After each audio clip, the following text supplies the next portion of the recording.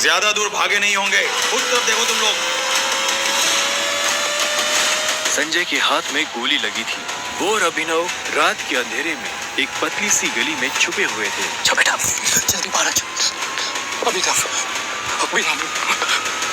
मेरी बात सुन बेटा, तुम यहाँ से भाग जाओ वरना ये लोग तुझे भी मार डालेंगे। बाहर सड़क पर उनकी गाड़ी खड़ी थी और उसी गाड़ी के पास खड़ा था राणा। अभिनव, बाहर आओ बेटा। समझ गए? जिसने संजय को गोली मारी थी। नहीं पापा, मैं आपको छोड़ के नहीं जाऊँ। जिद मत कर अभिनव। बेटा देख, मैं तो अपनी जिंदगी जी चुका हूँ। अब जो भी करना है तुम्हें करना है, सब कुछ तुम्हें संभालना है। और मेरी बात सुन, एक बार यहाँ से जाए उसके बाद दोबारा मुड़ के मत देखना, ठीक है? संजय ने कहा और अपनी उंगली में से एक सोने की अंगूठी निकालकर अभिनव को थमा दी। उस पर टी लिखा हुआ था। और एक बात हमेशा याद रखना, अपनी आखिरी सांस तक लड़ना है। समझ गया ना टाइगर? संजय ने अभिनव के माथे को चूमा। Run tiger run! और अपनी बंदूक लेकर उन लोगों का सामना करने के लिए गली से बाहर निकल गए। संजय जैसे ही अपनी गाड़ी के पास पहुंचे तो राणा ने संजय पर बंदूक तान दी। टाइगर!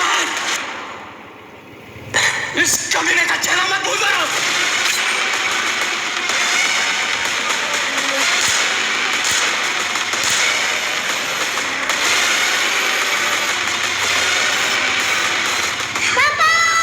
अभिनव चिल्लाया और अचानक से उसकी नींद खुल गई। पसीने में तरबतर अभिनव अपने बिस्तर पर उठकर बैठ गया और गहरी सांसें लेने लगा। 18 साल, पिछले 18 सालों से ये सपना इसी तरह से अभिनव को परेशान कर रहा था। अभिनव ने पहले अपनी उंगली में पहनी उस अंगूठी को देखा और फिर बाथरूम की तरफ बढ़ने लगा। अभिनव गुड़गांव में रहता था और डिलीवरी बॉय का काम करता था। हालांकि इस काम में उसका मन नहीं लगता था, लेकिन अनाथ आश्रम से निकलने के बाद उसके पास ये करने के अलावा और कोई चारा नहीं था। 18 साल की उम्र में उसने अपना खर्च खुद उठाना शुरू कर दिया था। उसकी जिंदगी में बस एक ही खुशी थी, उसकी गर्लफ्रेंड वैभवी। जब भी वो वैभवी को देखता तो अपने सारे दुख भूल जाता था और आज तो वैभवी का जन्मदिन था, इसलिए अभिनव जल्द से जल्द उससे मिलना चाहता था। अंकल, ये केक कितने का है? 600 गए। और ये पेस्ट्री? वो 60 गए। एक दे दीजिए। असल में अभिनव और वैभवी ने यह तय किया था कि वो पैसे जोड़कर अपने लिए किराए का एक बड़ा घर लेंगे, इसलिए वो पैसे वेस्ट नहीं करना चाहते थे। Thank you. कुछ देर के बाद जब वो वैभवी के घर के बाहर पहुंचा तो उसने देखा वहाँ काफी रंगीन लाइट्स जल रही थी और वहाँ से तेज म्यूजिक की आवाज आ रही थी।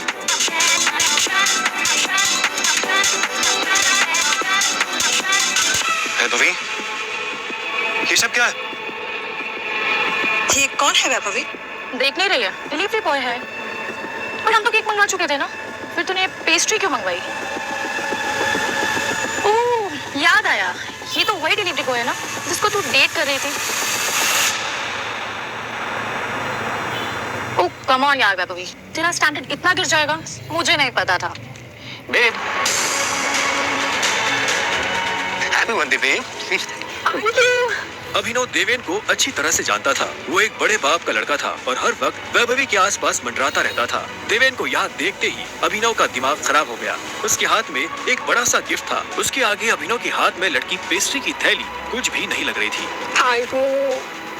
मेरी वैभवी को छूने की तेरी हिम्मत कैसे? Stop it. दोस्तों, तुम लोगों को मेरे ऊपर डाउट था ना, मेरे स्टैंडर्ड्स पर डाउट था। अब बताती हूँ मेरे स्टैंडर्ड्स क्या है। मैं तुमसे ब्रेकअप कर रही हूँ। और नहीं तो क्या, बेचारी कब तक तुझ जैसे गरीब के साथ ऐसी आधी पेस्ट्री खाती रहेगी। साला फिर मत क्या सुनो?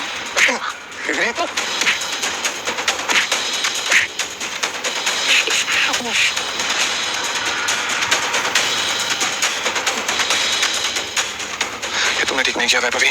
और अभिनव वहाँ से निकल गया। वो उन दोनों की शक्ल अब और नहीं देखना चाहता था।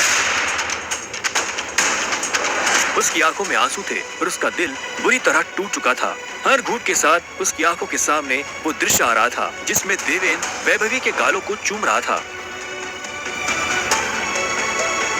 ये तुमने अच्छा नहीं किया वैभवी, तुमने बिल्कुल अच्छा नहीं किया। बहुत गलत किया तुमने मेरे साथ, बहुत गलत किया।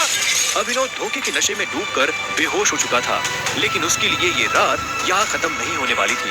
उधर जब अभिनव सड़क पर बेहोश हो गया था, तब इधर सनी सिंह अपनी गाड़ी में बैठा बेचैन हो रहा था। सनी सिंह की बहन अनन्या उसके गले का कांटा बन गई थी।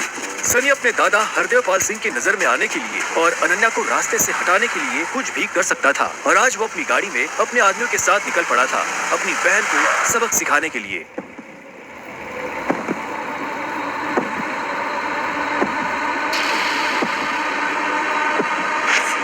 जल्दी करो, गाड़ी में डालो इसे।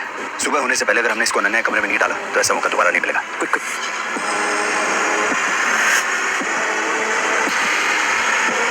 सनी के आदमी अभिनव को उठाकर सीधा रूम नंबर 409 में घुस गए। सही कपड़े उतारो और बेड पे लिटाओ उसको। कपड़े उतारो इसको। उन्होंने अभिनव को बहुत आहिस्ते से उस बिस्तर पर लेटा दिया। वहाँ पहले से सनी की बहन अनन्या सोई हुई थी। सुबह जब अभिनव ने करवट बदली तो उसका हाथ एक नरम हाथ से टकरा गया। अभिनव की नींद टूटी और उसने देखा कि वो एक अनजान लड़की के बगल में लेटा हुआ था।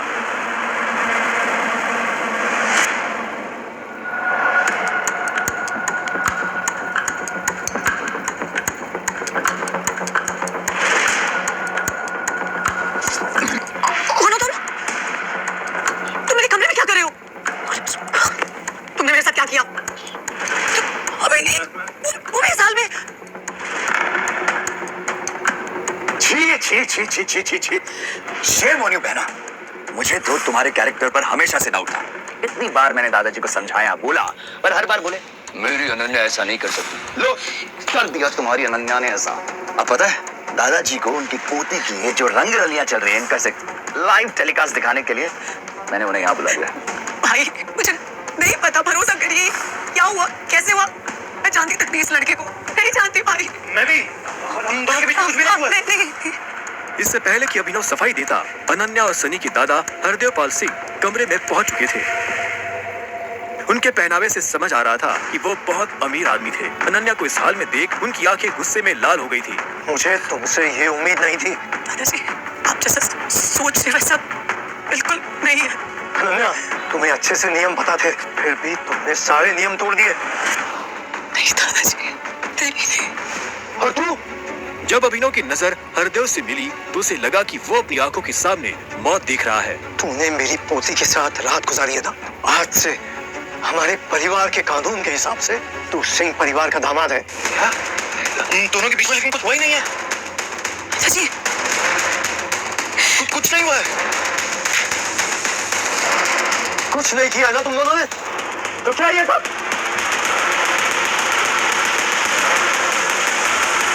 इससे पहले कि अभिनव कुछ समझे, हरदेव के आदमियों ने उसे मारना शुरू कर दिया था। अभिनव हरदेव की उम्र का लिहाज कर रहा था, इसलिए उसने अपने आप को रोक लिया था। अनन्या, इसे हॉस्पिटल भेज देना ताकि शाम को अकरम की पार्टी में आने के लिए ठीक ठाक से तैयार हो जाए। और याद रखना, मुझे शाम को अकरम की पार्टी में ये तुम्हारे साथ जरूर नजर आना चाहिए।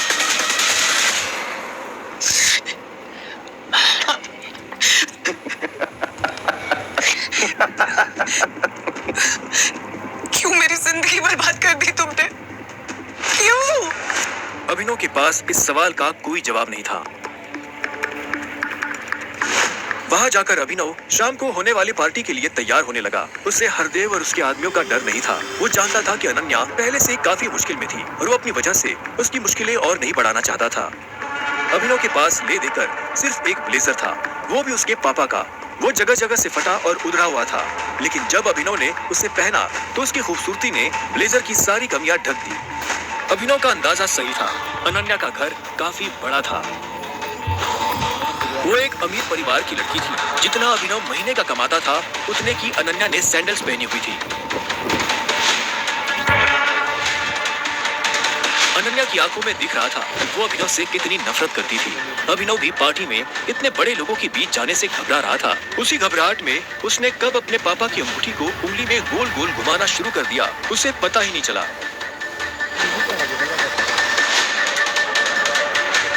इस अंगूठी को उतार दो प्लीज, बहुत गंदी लगती। सॉरी, पर ये अंगूठी मेरा सब कुछ है।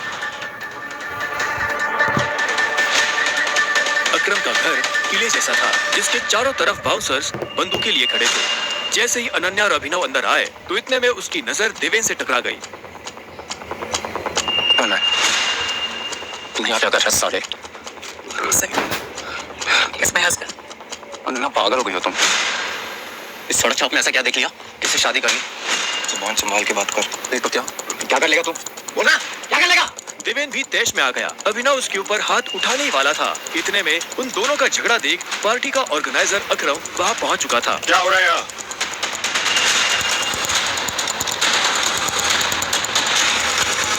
अकरम सर देखिए इस आदमी, ये क्रिमिनल है, जबरदस्ती आपकी पार्टी में घुसाया। इधर आओ। कौन हो तुम और यहाँ कैसे आए? एक्चुअली ये मेरे पति है। अकरम को अनन्या की बात पर विश्वास नहीं हुआ। तुम इस पार्टी में इनवाइटेड नहीं हो।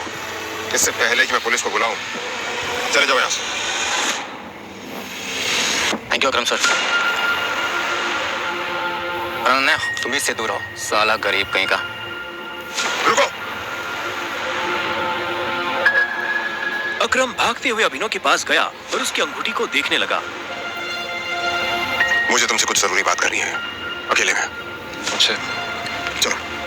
अकरम ने कहा और अभिनव का हाथ पकड़कर उसे अपने साथ अंदर ले जाने लगा। अनन्या, देवेन, सनी और पार्टी में मौजूद बाकी लोग ये देख हैरान हो गए थे। कुछ देर बाद जब वो अकरम के कमरे में पहुंच गए तो अकरम ने दरवाजा बंद किया और अभिनव के पास आकर बोला, मैं तुम्हारी ये अंगूठी देखना चाहता हूँ।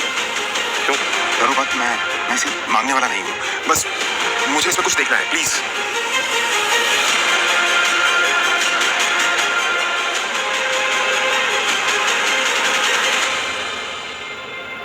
टाइगर? टाइगर?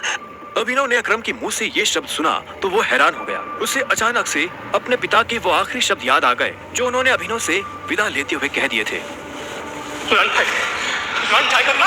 लेकिन अभिनव हैरान था। उसे समझ नहीं आ रहा था कि अकरम ये सब कैसे जानता था। आखिरकार मैंने तुम्हें ढूंढ ही लिया टाइगर। टाइगर? हाँ, पिछले 18 सालों से मैं तुम्हें ढूंढने की कोशिश कर रहा हूँ।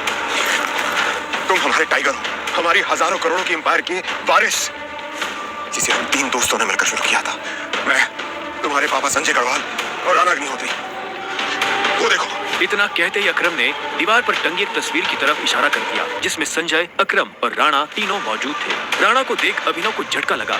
उसकी आंखों के सामने वो सपना फिर से हरा हो गया जो वो हर सुबह देखकर उठता था। उस रात अभिनव के पिता को जिस आदमी ने गोली मारी थी वो राणा था। दोस्त होने के बावजूद राणा ने अभिनव के पिता के साथ गद्दारी की थी। अभिनव की आंखें चिंगारी सी लाल हो गई। क्या हुआ? तुम इतना गुस्से में क्यों? मैं ठीक हूँ। आप मुझे कुछ कहना चाहते थे? हाँ, तो मैं तुम्हें हमारी कंपनी द माफिया किंग के बारे में कुछ बताने वाला था, जिसे हम 3 दोस्तों ने मिलकर खड़ा किया था। द माफिया किंग, जिसके नाम से पॉलिटिशियन, सेलिब्रिटीज, इस देश का सबसे बड़ा आदमी भी कांपता था। लेकिन तुम्हारे पापा के जाने के बाद सब कुछ बिखर गया और इस दौरान हमारे कई दुश्मन खड़े हो गए, जिसमें सबसे बड़ा दुश्मन है इकबाल शेखावत। वो तुम्हें कई सालों से ढूंढने की कोशिश कर रहा है ताकि तुम्हें मारकर वो हमारा नामो निशान खत्म कर देना चाहता है। फिलहाल द माफिया किंग का सारा काम राणा का बेटा मोंटी संभाल रहा है। अब तुम आ गए हो तो इस कंपनी की भागदौड़ तुम संभालोगे। अपने पापा के काम को अब तुम्हें आगे बढ़ाना होगा टाइगर। ये सुनते ही अभिनव के कान खड़े हो गए थे। कल तक उसकी जेब में 100 रुपए भी नहीं थे और आज अचानक वो हजारों करोड़ की कंपनी का मालिक हो गया था। अब आगे क्या होने वाला था? क्या अभिनव अपने पिता की मौत का बदला ले पाएगा? कैसे एक डिलीवरी बॉय संभालेगा अपने पिता की हजारों करोड़ की कंपनी द माफिया किंग को? जानने के लिए सुनते